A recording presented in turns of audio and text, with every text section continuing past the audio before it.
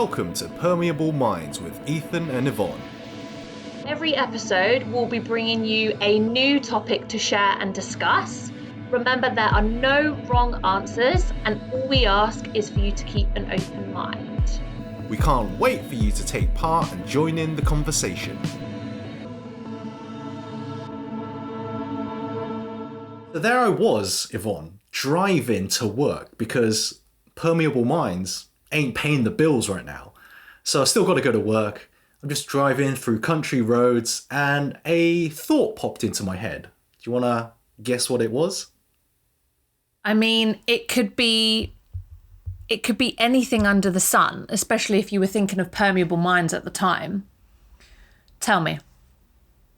I can't actually remember what I was thinking of at the time, but the question that came up Brilliant. was, do we owe our parents? Now, I don't know what you think about that. Just blanket question, do we owe our parents? Bang. Bang. Simple as that. There's no, intro, there's no, teasing, nothing. We're just going straight in with the hardcore shit. Yeah, I think, let's take this question at face value. What is your, immediate response? Yes. In my case, it's a complete yes. Complete yes. A complete yes. And obviously we'll go into the reasons why, but what about yourself? I would say your answer couldn't be further to my answer. Mine is a complete no. Right, okay, so we obviously do prepare and we do have arguments and stuff, but we always come onto the podcast not knowing completely how each other stand. Mm-hmm. Can I just say that to make sure everybody listening understands that as well? And usually I want to say we're always kind of in the middle. We're kind of on the fence. We can be swayed either way. Sometimes, as you guys have heard live on the podcast, we've changed our minds. Do you reckon you could be swayed on this? I mean, there's always that possibility, right? But you're going to have to be really good to sway me on this. Do you feel like this is one of the topics that you feel most strongly about? I feel fucking strongly about this, I have to say. Oh. See, I probably feel strongly through one emotion, which I'm not going to reveal just yet. I have one distinct emotion when it comes to this topic, I could say. And it's something that I do carry with me a lot, which we'll get into. You can already see my body language. It is a very sensitive topic for me in a number of ways. But this is why we're doing the podcast. We're here to navigate it together. We're here to hear the listeners and how they navigate it as well. So I don't know if you wanted to open this can of worms, Ethan. So firstly, I want the listeners to quickly pause the podcast and see if they can guess what that one emotion Yvonne is talking about. I will point out one thing that Yvonne said that might act as a hint. The way she worded it, it's an emotion she carries with her. So I want everyone to kind of see if they can guess what it is before we get to it. But in terms of my own perspective, I think it might have some things to do with my upbringing and kind of the more traditional Chinese parenting style, where it seems like they are raising you for a particular purpose. Therefore, you have to achieve certain things in order to repay them. And I guess my main feeling that I have is, one, I did not choose to be born, nor did I have any influence over my birth. 2, because you chose to birth me, like all the stuff in terms of taking care when I'm a child, taking care of me as a child, you know, that comes with the territory, right? That's something that you have to do because that's what you chose, right? In fact, it's not just a moral thing, I don't think, right? It is a legal thing in many countries. You can't just neglect your child. You will get into legal trouble. Yeah. So that's like one of the main reasons I believe that I don't owe my parents. What are your thoughts? Can we... I mean, my thoughts are already running wild, and you have said something that I want to park and come back to, is the fact that you said you didn't choose to be born. We'll come back to that. Okay. I want to go scrap it back, go right to the start. Do you believe, it may have changed over the years, because mine certainly has changed. Do you believe when you grew up, you had a good relationship with your parents? And do you believe you now have a good relationship with your parents? So I would say that maybe up until 6-7 years ago, my relationship with my parents was not great at all. I think for university, I did not apply to the university in the same city as my parents. And straight after I graduated, I moved to China for 8 years. So yeah, definitely a frosty relationship between the two of us. Three of us? Three of us. The two parties, you could say. Yeah, two parties, yeah. And do you think you chose to get away, go to a different city, and then go to China as kind of like a rebellion thing? Like, where did it stem from? I think it stemmed from kind of part rebellion, but also I guess you could almost imagine me as a lost puppy of sorts. Back when I was younger, of course. I didn't really have any direction in life. One of the reasons I wanted to get away from my parents was because growing up, they had always instilled in me this notion that I had to become a doctor or a lawyer. I'm sure some of you out there might have experienced the same thing.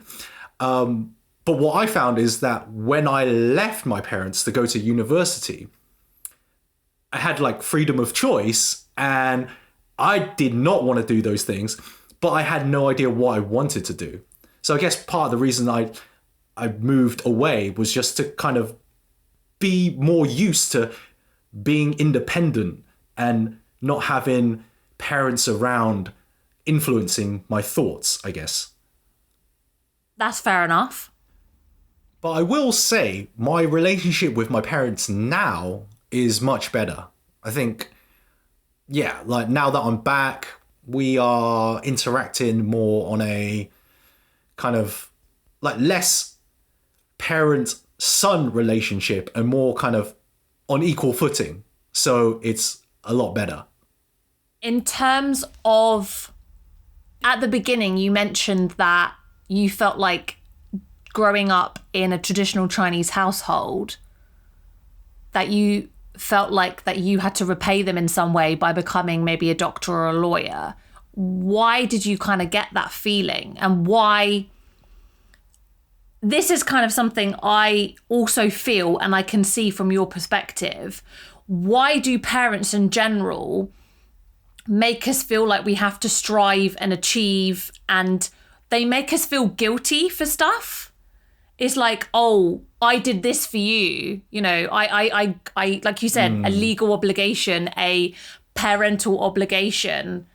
I brought you up. Now you need to kind of owe me and pay me back. Or they make you feel guilty for not spending time with them, or like you said, not going to the school that they wanted you to go to, not going to the university, not doing the degree, not going down the path that they wanted you to do. I can think of a few things that my parents have wanted me to do in the past. And I said no, and I chose not to. For example, having kids and getting married is also something that they're kind of trying to guilt me into and trying to trip me into. And I am definitely of the belief of, it's my choice. And I completely respect that you wanted to go to university, find that independence and have that choice, have that freedom of choice. Why do you think they make us feel that guilty? I think to a certain degree, like they can't help it. I mean, I don't know many parents. I can only really speak about my own. And I feel like on one hand, they can't really help it. That's the way they were brought up. In the Chinese community, there is, or maybe there probably still is, intense competition between families. So, we always talk about, this person's kid went to here. What about you? What have you done? Kind of thing. And I definitely know this about my mum. Like, my mum is just the worst when it comes to this. And, I'm just so over it. So, but yeah, I think I don't know. Like, I just feel like at that point, I'm not so sure now, but they definitely felt that I needed to do certain things. Maybe because they thought it was the best path for me. But also maybe because, they spent so much raising me that I should do certain things. This is a bit deep, but do you think you disappointed them? I would say yes. I would say yes with almost 80% confidence in that answer. Okay. But I would also say that I don't care anymore. But you used to. Did you put a lot of pressure on yourself to try and please them when you were younger? I don't know, actually. University for me was a big turning point because if I really wanted to please them, I did a terrible job because I did not apply myself at all. So yeah, I'm not sure. Like I definitely when I was younger, I was, I felt like I needed to please them. I remember my dad used to tell me stories of him getting a 98 on his test and being disappointed. Things like that. Really classic Chinese, maybe Asian style anecdotes from parents that just ridiculous looking back on it. Setting expectations wrongly. Yeah, I mean, never be happy if you're not happy with 98%, right? You also mentioned something really interesting about now feeling like you are on an equal footing with your parents. Okay? I feel the same way. But I'd actually go a little bit further and say I have now probably become the carer and probably the parent. So I feel like the tables have turned. So at some point, I don't know if any of you guys agree, at some point when they obviously get a little bit older, they become a little bit frailer, it's quite deep and it's quite confronting to think about it, but they do need looking after at some point. And I feel like that point has already come for me, and it came at quite an early age. So yes, I still kind of feel like we are on an equal footing. Like you said, I see them as, we're all adults now. We're all paying bills. We're all trying to survive in this big wide world. We've all got the same level of responsibility. Of course, I still call mum every now and again being like, Mum, how do I do this? How do I fix this, etc. But there was a certain turning point in my relationship and in my life, actually, when my dad became quite ill for a period of time, where obviously my mum was the one focusing wholly on him.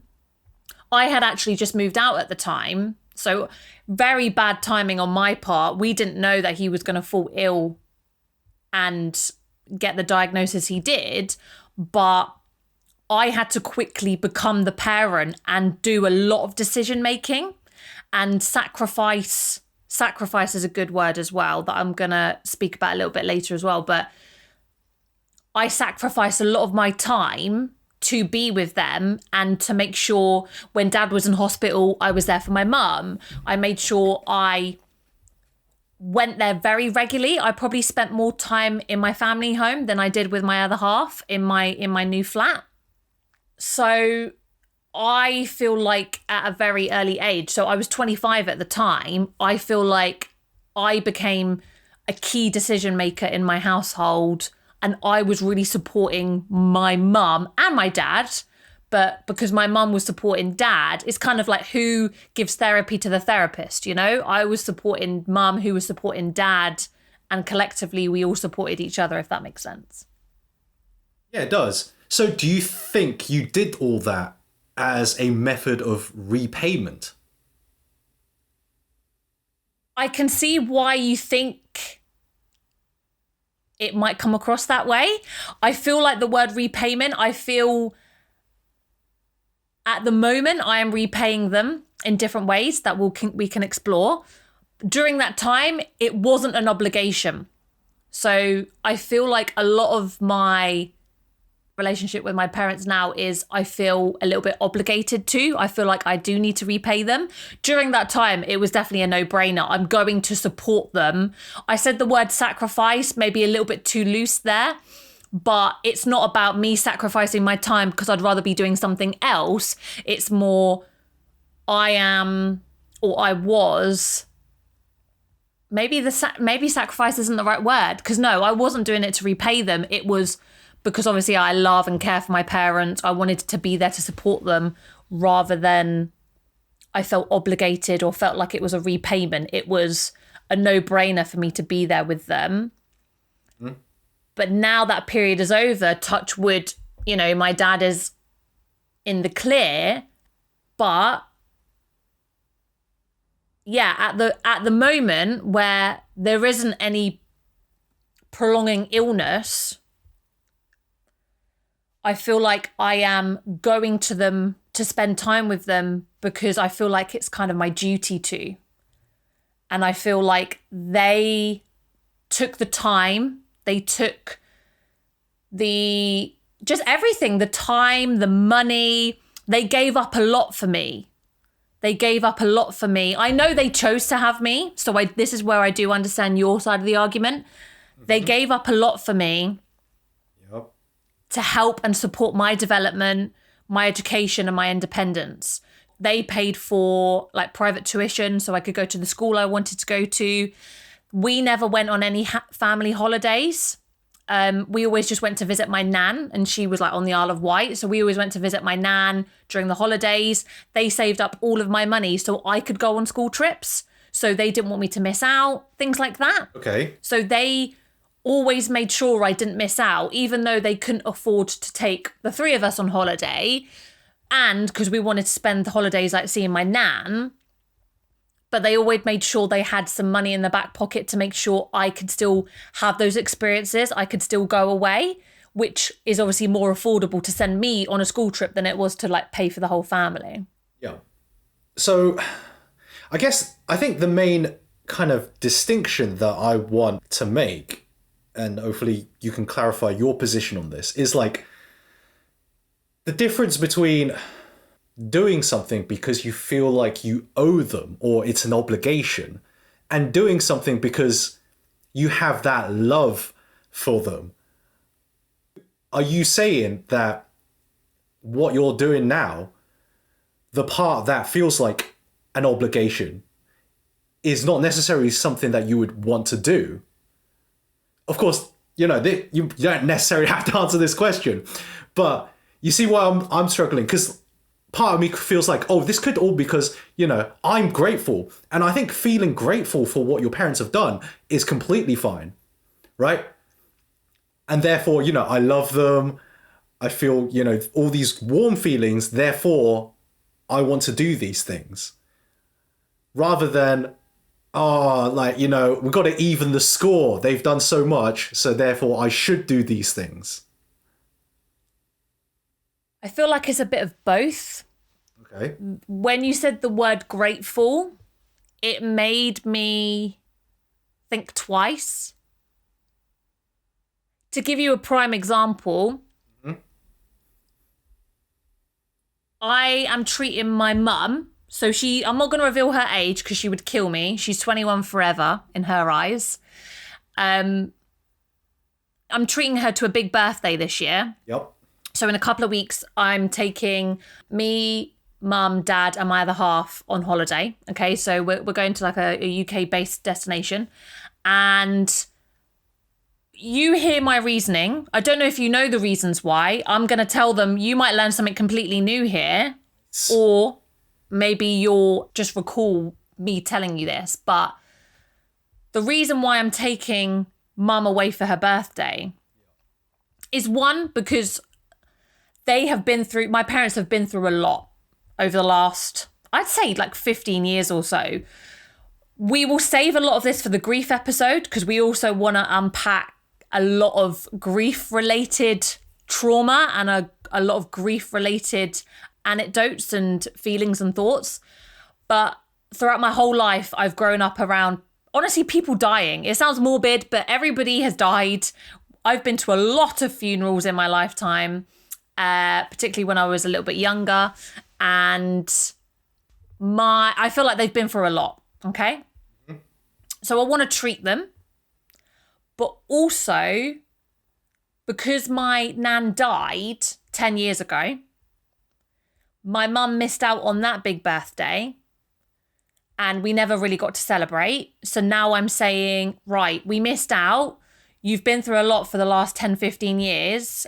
And she deserves a huge treat as well for obviously caring for dad, looking after dad. So this is my way of showing love, appreciation, gratefulness, and everything that we missed out on 10 years ago, because I feel like she deserves it. I don't know what your take is on that. I mean, like, whatever take I have, there's always going to be more nuance. But from, I guess, my perspective. Wait, was that a new story? Like, did you know this or not? No, I think I've heard of this before, yeah. I'm pretty sure you mentioned this before. Okay, fine. So I've been reading up on different, like, there have been, a lot of studies and things written about this kind of topic. And I've been reading up on, like, the philosophy of filial obligation and stuff like that. And one of the kind of theories that goes around is the friendship theory, right? Where you treat your parents like friends. So any kind of debt or obligation is more voluntary and it's based on your affection as friends rather than some sort of, hard and fast like parent-child obligation. So in terms of your situation with your mum, if you replace your mum with like a really good friend, I could see you doing the same thing, right? Could you? Fingers crossed. I'm like hoping right here. But I can see you do maybe not as, not as much thought goes into that, but like, roughly the same kind of feelings if that situation happened to a really good friend. I would say so. Yeah, you could say that. I'm trying to bring similar life experiences or making sure that person doesn't miss out. Because I know, everybody's life is tough. Everybody's life is different. If they feel like they are missing out, I wouldn't want them to. So I kind of get it. But I've never heard of this whole friends theory before.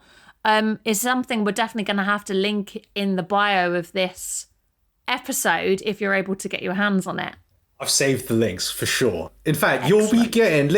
You'll be getting quite a few. Take your time. Don't have to read through all of them because, they are like literally postdoctoral theses as well. But there is a YouTube video that does a pretty good job as well. When you said you prepared for this podcast quite, you took like vigorous notes. I didn't expect you to read like Yeah, I'm not going to go into depth in terms of the theory, but yeah, like the friendship kind of theory behind this, I think is quite interesting. And I think, in terms of my opinion, it removes that owing parents factor, kind of like it means like you don't owe your parents just because they're your parents, which I think is like the main crux of the question itself, right? Yeah. No, I agree. I had another example for you, and it's something that I remember when we were starting to get to know each other, actually. You know, we used to talk about random shit, we still do, but I remember explaining to you that sometimes I would choose to... So, okay, I have a bit of a dilemma, like crisis, like everybody, it's first world problems, guys. But I'm debating whether to spend like the next bank holiday weekend with my parents or not. Not because I'm seeing them 2 weeks later on this holiday. So I'm not going there to particularly see them. I'm going there to help them out, sort some stuff out, you know what I mean? Like house and life related admin. But honestly, I just really want to sleep and maybe go swimming.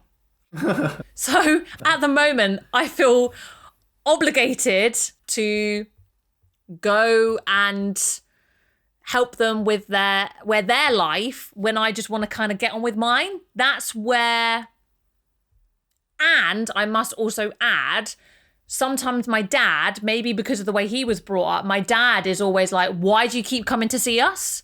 Like, just get on with your life. Mm-hmm. So my dad definitely doesn't expect me to.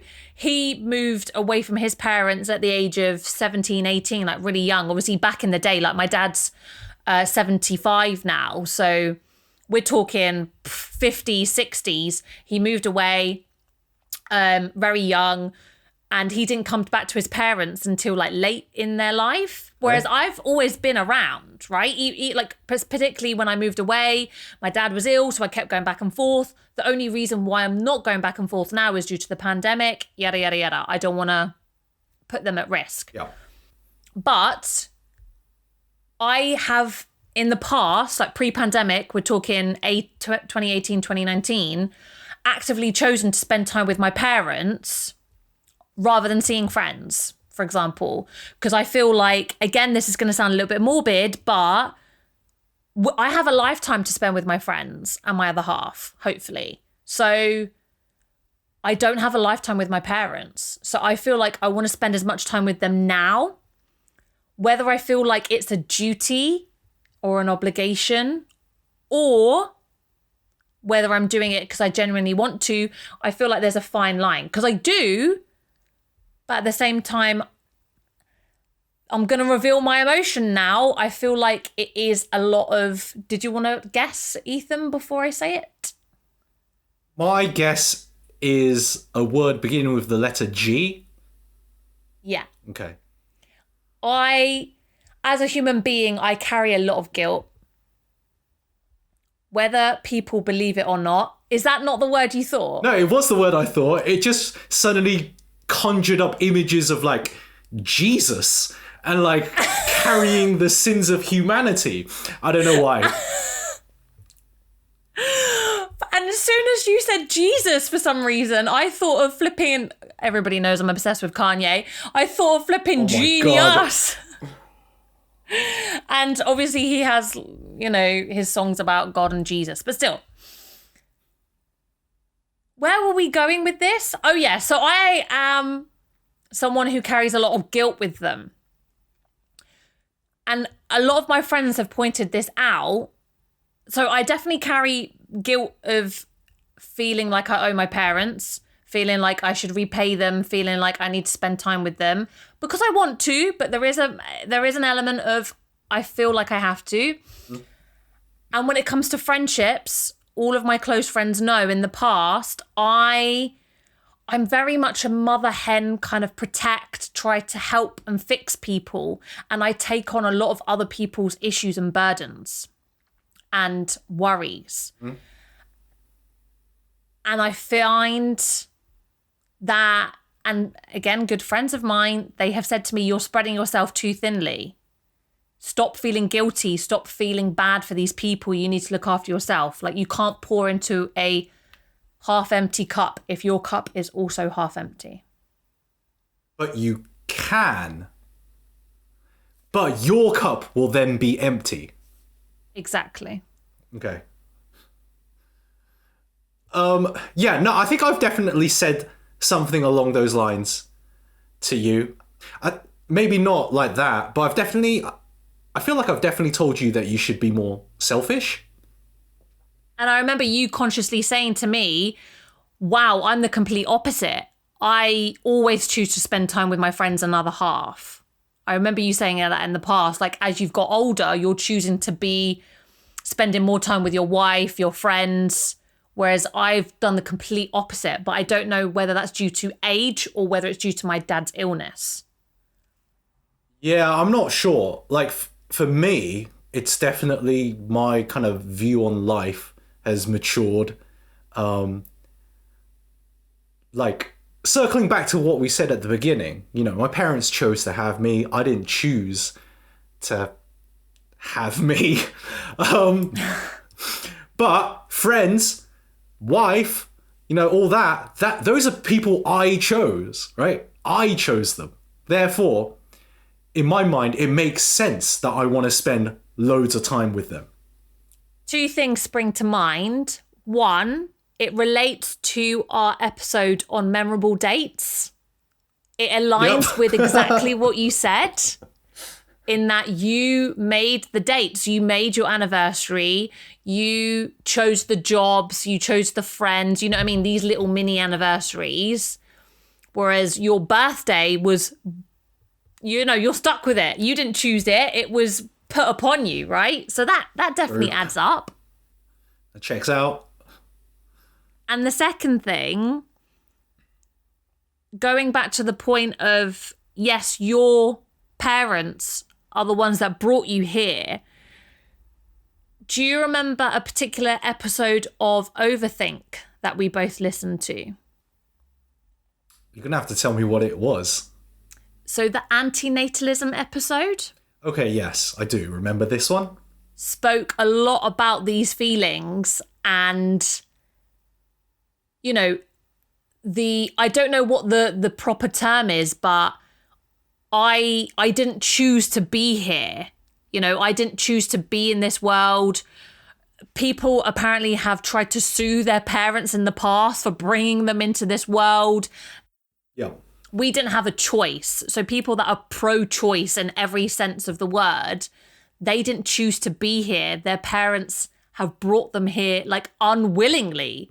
So there's a massive argument, and this is one of the links that we'll link in the bio, in the description, but it's definitely worth a listen. Not to say that I agree with everything, but it was just really interesting arguments. I'm sure you'll agree, Ethan.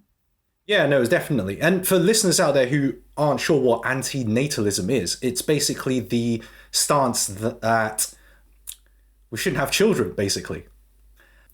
So many arguments, like they have so many arguments. I guess like one of them would be kind of, you know, existence is suffering, and therefore you bring a child into the world without their consent, because of course they can't consent, is bringing something into suffering, and that's morally wrong. But yeah, definitely listen to the episode. They explain it way better than we do. So it's interesting for sure. And a nice reference and a nice link to what we're talking about. And the argument of whether we should have children, not whether we should have children, but whether we will have children or not, is again another little tease for another episode, because that's something that me and Ethan are definitely saving in our back pockets for another day. Oh, it'll be good. It'll definitely be good. I want to kind of ask what your opinion is on parents who are kind of bad parents. Go on. So, like, if we're to believe that children owe their parents, what about children brought up with bad parents, abusive, etc.? You guys fill in the blanks. But will they have any obligation to their parents then? Oh, shit. I did not prepare to answer that question. Because we've talked about, your parents, my parents, and on the grand scheme of things, they're completely fine, right? Yeah. So it's natural that we might struggle with whether we owe our parents or not. But if we take the opposite, we would take the extreme of, these parents are terrible, that they're abusive, both physically and mentally. Is there any obligation then? I feel like this is going to be a question that the listeners definitely have to chime in on, because like we both said, or like you said for the both of us, we didn't grow up in bad households. We didn't grow up in abusive households, etc. Like, I definitely wouldn't say my parents were bad parents by any means. And the same goes for you. But I want to say blanket answer, no. They do not have an obligation. They do not owe their parents. A lot of their suffering, a lot of, the way you are as an adult, they say is due to how you were brought up. Mm-hmm. Okay. Yes, you can change over time, but the way your parents bring you up does shape you. And this is why I am so thankful and so grateful for my parents. Like, hope you agree, Ethan. I'm doing okay. Like, I've landed on my feet. I'm doing all right in life. You know what I mean? And the same goes for you. You're doing all right. Not making money from this pod, like you said. God. We still got a long way to go. But it shapes you. And people who have long-term health, medical, mental health, a lot of issues that maybe they would need to discuss in like therapy, for example, do stem from childhood. So if a lot of their behavior and suffering has come from, no, like that's my blanket answer, but I understand there is a lot of variables in that as well. Did you have an answer, or you just wanted to ask the question? It's a bloody good question, by the way. I mean, my answer for even my parents is no. So, of course I'm going to say no. True. So, given that, some parents are like really bad and bring up children in a terrible manner, would it be something to consider? Like, do you think it would be fair if we gatekept parenting like we do other skills? Oh, so only certain people should be parents? Yeah, so, you can't drive without a driving license. I'm pretty sure that was one of the arguments in the antinatalism episode. They spoke about this, or at least I can't remember his name, but the man in the podcast who hosts the podcast, David, I think his name is, says that, and I'm sure you can think of a few people in your life who definitely should not be parents now or probably in the near future, but his argument is nobody gets trained how to do this. I know it's all about being natural and it's a part of life, or should it be a part of life? That's going to be my argument. Should it be our obligation to, just because I have a pair of childbearing hips doesn't mean there should be a child popping out of it? But we'll get into that. Stop bragging. At another episode. But, God, I don't think I could answer that. I'm going to get myself into a lot of trouble. But I have no idea, by the way. I don't know. Like, I think in principle, I feel like it's a nice idea, but I feel like there's going to be so many woke people jumping out of their woke boat and trying to rock it and sink it. I think it's interesting that you couldn't come up with an answer. As in, you couldn't come up with a yes, but you also couldn't come up with a no. Right? So that's quite interesting. That's me going down the middle ground and giving an Ethan answer. But it also says a lot. It's like, because I'm the same way, right? Like, I don't know. I can't I can't force myself to say, no, we shouldn't. Because we already do, to a certain extent. With adoptive parents, they have to go through a ton of shit before they're able to adopt someone. Did you literally just think of that now, or did you have that pre-prepared? No, that was prepared. Oh, Right, I'm still that's impressed. me preparing. Oh my God. Yeah, why? Oh my God. Why? And to be honest, those who adopt, not only do they have to go through rigorous tests and analytics and all sorts, right? Paperwork to get a child, but also the fact that they are making a mature, conscious decision says a lot about them as well. And the fact that they are, I think I have a lot of admiration for people who adopt, because for whatever reason, for whatever reason that they want to adopt, I feel like it's such a great thing that they are looking after and want to look after a baby that obviously doesn't have that support network and doesn't have parents, to look after them, whoever is up for adoption, whatever their circumstances might be. So I already have a lot of respect and admiration for people who do adopt, because it's such a great thing that they're doing. Just like fostering, like foster parents, I think of them in the same way.